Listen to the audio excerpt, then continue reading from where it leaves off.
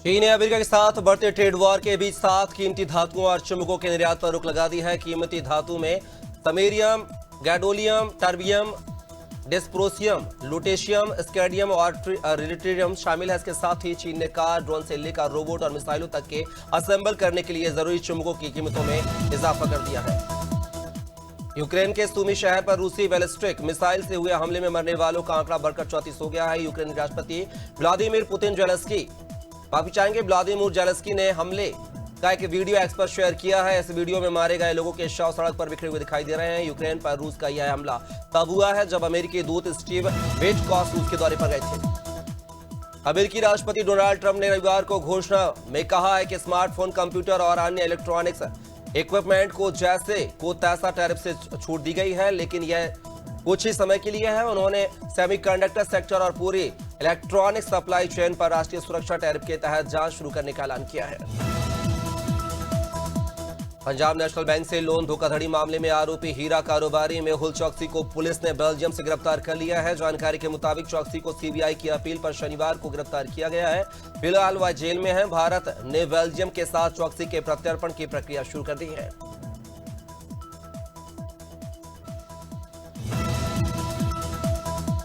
दिल्ली में विक्रम उत्सव का आयोजन हुआ है। कार्यक्रम में मुख्य अतिथि के तौर पर बीजेपी के राष्ट्रीय अध्यक्ष जेपी नड्डा शामिल हुए हैं। मुख्यमंत्री डॉक्टर मोहन यादव ने जेपी नड्डा का स्वागत किया। इस बीच सीएम ने लाल किला पर विक्रमोत्सव के दौरान चित्र प्रदर्शनी और एमपी पवेलियन का भी अवलोकन किया है।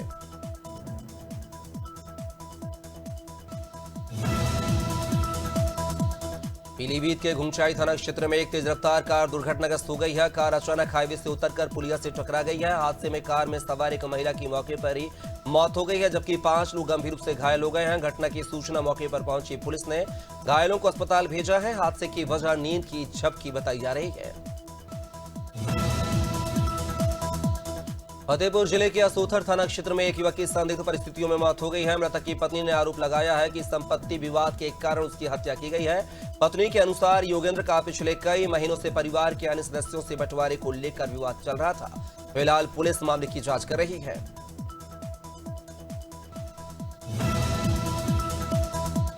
हरदोई के पचदेवरा में मकान निर्माण के दौरान बड़ा हादसा हुआ है। धर्मपुर गांव में मकान की नींव बीम बनाते समय लोहे के सरिया हाई टेंशन लाइन की चपेट में आ गए हैं। हादसे में राजमिस्त्री की मौत हो गई है। साथ ही मकान मालिक का बेटा भी गंभीर रूप से झुलस गया है। बता दें कि बीम के लिए सरिया को सीधा किया जा रहा था। इसी दौरान सरिया हाई टेंशन लाइन से टकरा गई। सुल्तानपुर में कोतवाली नगर क्षेत्र के काशीराम कॉलोनी में एक व्यक्ति की छत से गिरकर मौत हो गई है। मृतक के परिजन ने पत्नी पर आरोप हत्या के लगाए हैं। परिजन का कहना है कि मृतक दिलशाद का खाना मांगने को लेकर पत्नी से झगड़ा हो गया था। विवाद के चलते पत्नी ने उसे छज्जे से धक्का दे दिया। पुलिस ने पत्नी के खिलाफ केस दर्ज कर दिया है। मामले की जांच जारी है।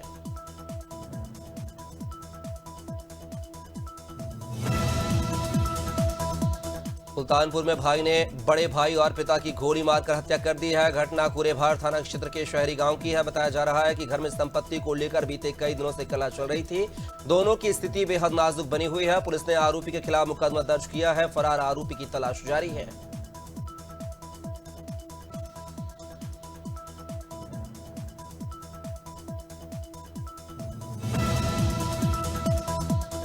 जावत के सिंगोली कस्बे में जैन संतों के साथ शराबी युवकों ने मारपीट और लूट की घटना को अंजाम दिया है। घटना के बाद जैन समाज में भारी आक्रोश फैल गया है। समाज ने सिंगोली बंद का आह्वान किया है। वहीं पुलिस ने मामले में 6 आरोपियों को गिरफ्तार कर लिया है। सिंगोली थाना प्रभारी ने बताया है कि घटना की जांच जारी है और दोषियों पर सख्त कार्रवाई की जाएगी।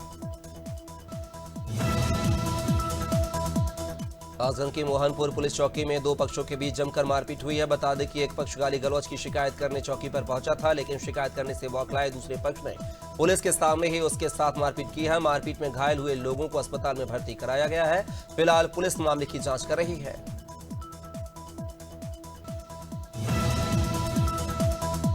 बुलंदशहर के औरंगाबाद में सरकारी भूमि पर कब्जे की शिकायत करने पर दबंगों ने शिकायतकर्ता पर सरेरा हमला कर दिया है। पीड़ित के परिजन ने पुलिस से कार्रवाई की गुहार लगाते हुए शिकायत दी है और एफआईआर दर्ज कराई है। परिजन ने जमीन कब्जाने वाले भूमाफियाओं से बेटी की जान को खतरा बताया है।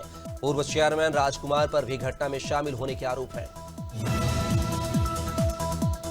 फिरोजाबाद के सिरसागंज पुलिस ने 24 घंटे में लूट की वारदात का खुलासा कर गैंगस्टर राहुल उर्फ तालिम को मुठभेड़ में गिरफ्तार किया है। मुठभेड़ के दौरान आरोपी पुलिस पर फायरिंग कर भागने की कोशिश कर रहा था, जिसके जवाबी कार्रवाई में गोली लगने से आरोपी घायल हो गया है। आरोपी के कब्जे से मोबाइल, तमंचा, कारतूस और चोरी की बाइक बरामद हुई है।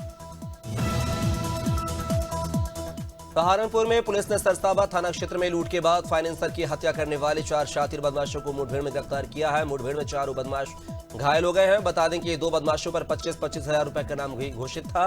बदमाशों के कब्जे से लूट के 1 लाख रुपए, हथियार, 4 मोबाइल फोन समेत 2 बाइकें बरामद हुई हैं। भिंड जिले में लवली के परिजन ने कैंडल मार्च निकालकर आरोपियों को गिरफ्तार करने और फांसी देने की मांग की है। मृतक के पिता ने कहा है कि हमारी बेटी की हत्या की गई है, ऐसे में सही जांच कर दोषियों को जल्द गिरफ्तार किया जाए। बता दें कि सिटी कोतवाली थाना क्षेत्र के प्राइवेट स्कूल के संचालक राजेश शर्मा की बहू लवली शर्मा ने आत्महत्या कर ली थी।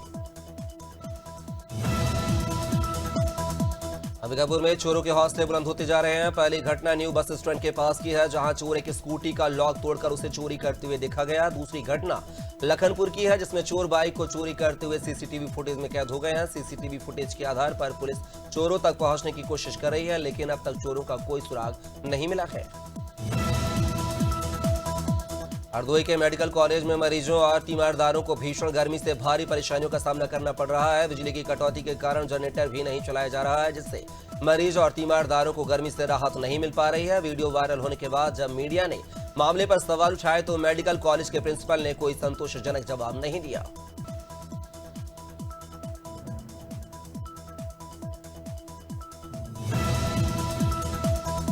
फतेहपुर जिले के Abu Nagar GT road Rajjan marriage hall में हज यात्रियों के लिए प्रशिक्षण कार्यक्रम आयोजित किया गया है, जिसमें हज यात्रा में होने वाली सऊदी अरब में परेशानियों को लेकर प्रशिक्षित किया गया है। तारिक अलवी ने बताया है कि जिले से कुल 66 लोगों ने हज करने का फॉर्म भरा है। जून में हाजियों का जत्था निकलेगा।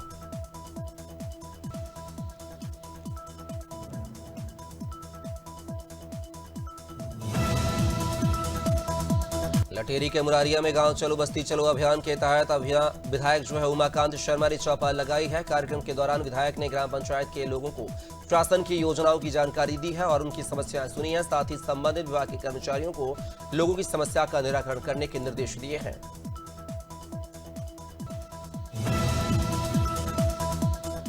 गोंडा में सपा के पूर्व मंत्री योगेश प्रताप सिंह पर मसूलिया निवासी शिव कुमार ने उसकी दुकान पर जबरन कब्जा करने का आरोप लगाया है। पीड़ित ने सूबे के मुखिया योगी आदित्यनाथ से भी शिकायती पत्र देकर न्याय की गुहार लगाई है। पीड़ित का कहना है कि राजनीतिक संरक्षण होने के कारण कोई अधिकारी इस मामले में संज्ञान नहीं ले रहे हैं।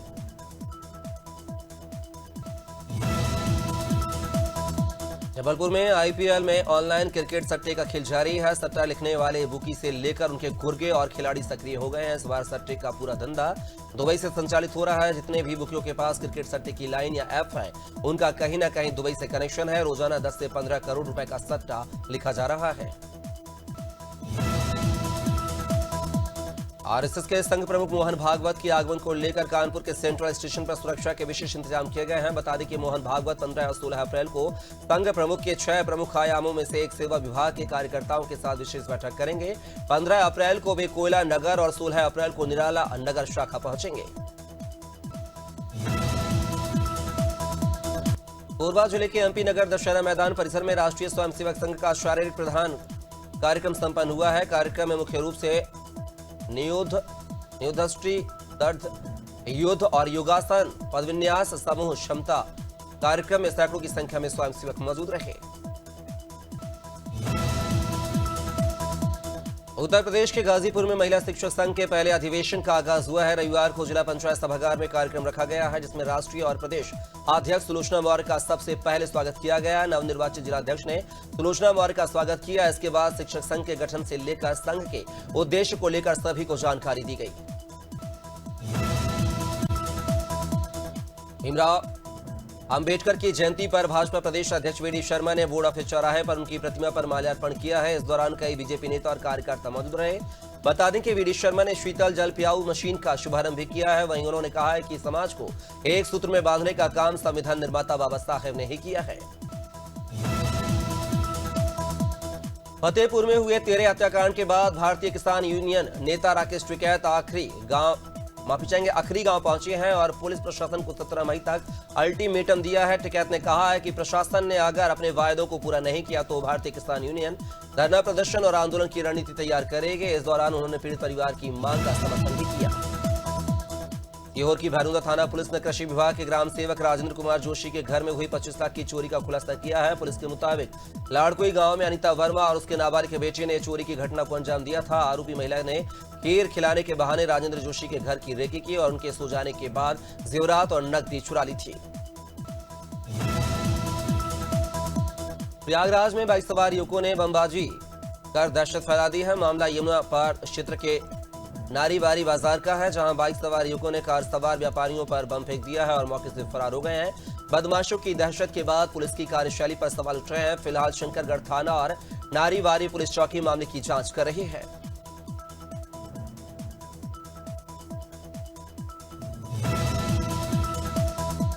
बहराइच में एक बार फिर आदमखोर भेड़िया का आतंक देखने को मिला है। घर में सो रहे 8 साल के बच्चे को भेड़िया उठाकर ले गए हैं। तलाश के बाद कर बच्चा करीब 1 किलोमीटर दूर घायल अवस्था में मिला है।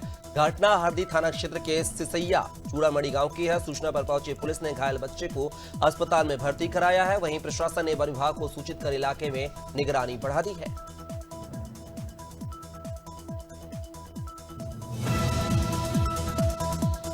कानजूर में एक मुस्लिम लड़की ने हिंदू धर्म अपनाकर हिंदू लड़के से शादी कर ली है। बता दें कि रूम मीन मालो पश्चिम बंगाल के 24 परगना की रहने वाली मुस्लिम लड़की को हिंदू लड़के से प्यार हुआ। दोनों शादी के लिए पहले न्यायालय पहुंचे, जहां पहले वकीलों ने दोनों की कोर्ट मैरिज करवाई। उसके बाद मंदिर में हिंदू रीति रिवाज के साथ दोनों की शादी करवाई गई।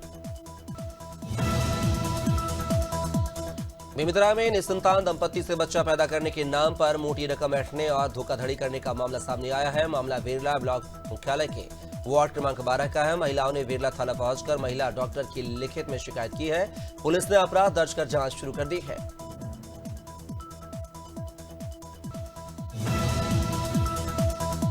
शहडोल में वन विभाग के तानाशाह रवैये से गल्ला व्यापारी और किसान परेशान नजर आ रहे हैं। उन्होंने दक्षिण वन मंडल कार्यालय पहुंचकर विरोध जताया है, साथ ही डीएफओ को ज्ञापन सौंपा है। बता दें कि इस समय व्यापारी और किसान महुआ खरीदी कर रहे हैं, लेकिन वन विभाग के कर्मचारी महुआ से लदे वाहन को पकड़कर अनाप शनाप दस्तावेज की मांग कर पैसे की डिमांड कर रहे हैं। लखनऊ के खंतारी गांव में बिना परमिशन बाबा भीमराव अंबेडकर साहब की प्रतिमा रखने के मामले में पुलिस का सख्त पहरा है। पुलिस ने गांव में बाहरी लोगों का आना वर्जित कर दिया है। दरअसल बीते शनिवार को गांव में अंबेडकर प्रतिमा को लेकर पुलिस और ग्रामीणों के बीच तनाव बढ़ गया था। सुबह से शाम तक विवाद चला, फिर उच्च अधिकारियों के बातचीत करने पर प्रतिमा को ढक दिया गया।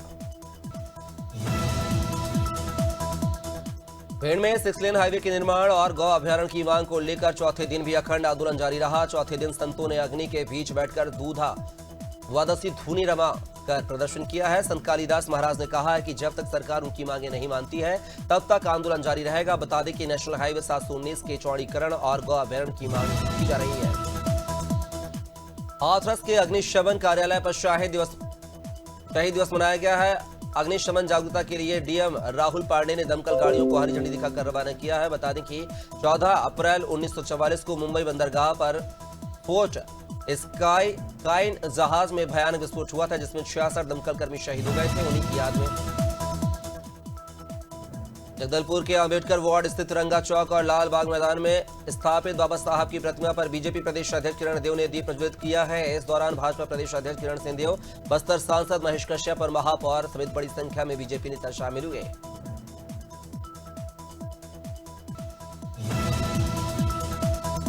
बड़ा मदना नगर के ऑडिटोरियम में बीजेपी का सक्रिय कार्यकर्ता सम्मेलन हुआ है। सम्मेलन में संगठन की मजबूती और आगामी योजनाओं पर चर्चा हुई है। मंडल अध्यक्षों ने कार्यकर्ताओं का मार्गदर्शन किया और संगठन के प्रति समर्पण की भावना को प्रबल करने का आह्वान किया है। कार्यक्रम में विधानसभा क्षेत्र के बीजेपी के सभी मंडल अध्यक्ष मौजूद रहे हैं।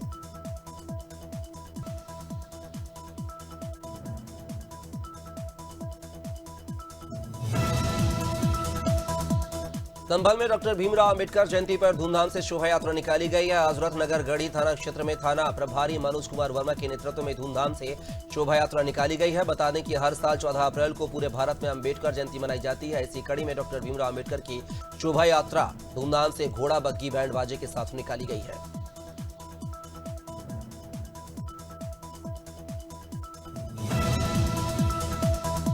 इंडियन प्रीमियर लीग 2025 के 30वें मैच में आज लखनऊ सुपर जायंट्स का मामला माफी चाहेंगे, सामना चेन्नई सुपर किंग्स से होगा। मैच लखनऊ के Bharat Ratna Shri Atal Bihari Vajpayee corner cricket stadium में शाम 7:30 बजे से खेला जाएगा। लखनऊ जहां अपने 6 में से 4 मैच जीतकर 8 पॉइंट के साथ पॉइंट्स टेबल पर चौथे नंबर पर है, वहीं चेन्नई 2 पॉइंट के साथ 10वें नंबर पर है।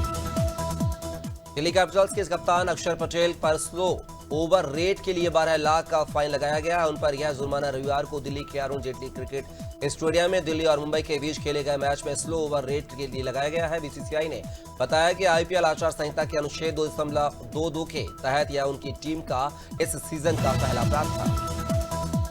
मुंबई इंडियंस ने रविवार को रोमांचक मुकाबले में दिल्ली कैपिटल्स को 12 रन से हरा दिया है। 19वें ओवर में मुंबई ने दिल्ली के 3 बैटर्स को लगातार गेंदों पर रन आउट किया है और मैच जीत लिया है। इस ओवर में आशुतोष शर्मा, कुलदीप यादव और मोहित शर्मा आउट हुए। रविवार को अरुण जेटली स्टेडियम में दिल्ली ने बॉलिंग चुनी। मुंबई ने 5 विकेट खोकर 205 रन बनाए हैं।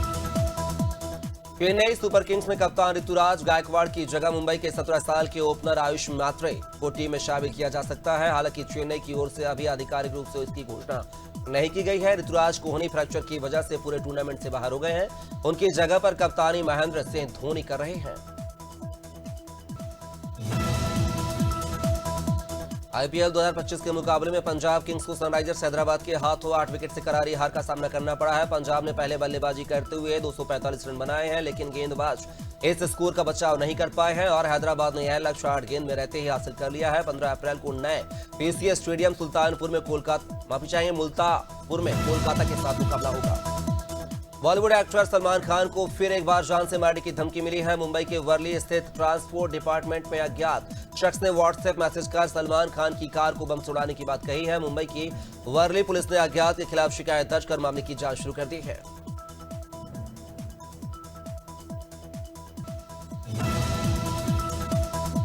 मध्य प्रदेश के पूर्वी हिस्से के 11 जिलों में आज हल्की बारिश हो सकती है। इसमें रीवा, सतना, मऊगन, सीधी, सिंगरौली, पन्ना, मैहर, कटनी, उमरिया, शहडोल और अनूपपुर शामिल है। इसके बाद मौसम साफ हो जाएगा और गर्मी बढ़ेगी। 16-17 अप्रैल को कई जिलों में लू का अलर्ट भी है।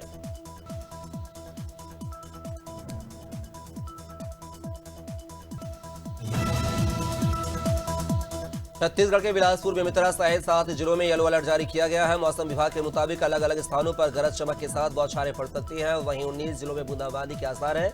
2 दिन बाद पारा 2 डिग्री तक गिर सकता है। इसके बाद तापमान में 2 से 3 डिग्री की तक बढ़ोतरी देखने को मिलेगी।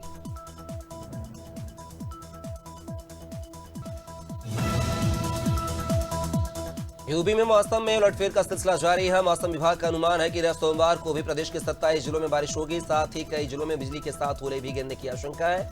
मौसम विशेषज्ञों का कहना है कि अभी 3 दिन यानी कि 17 अप्रैल तक प्रदेश का मौसम ऐसा ही बना रहेगा।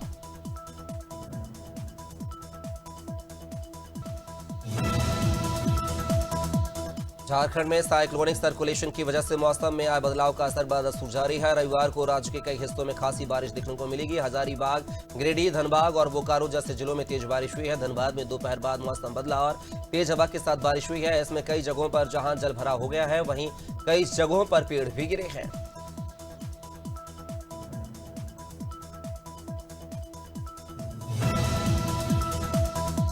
जैसलमेर जिले भर में गर्मी परवान पर है। दिन में तेज धूप और भीषण गर्मी ने लोगों का हाल बेहाल कर दिया है। रविवार को पारा फिर से 42 डिग्री के पार पहुंच गया है। आगामी दिन इससे भी मुश्किल भरे दौर हो सकते हैं। मौसम विभाग के अनुसार अगले 3 दिन हीट वेव का येलो अलर्ट है। वहीं 17 अप्रैल से हीट वेव का प्रभाव तेज होने की संभावना है।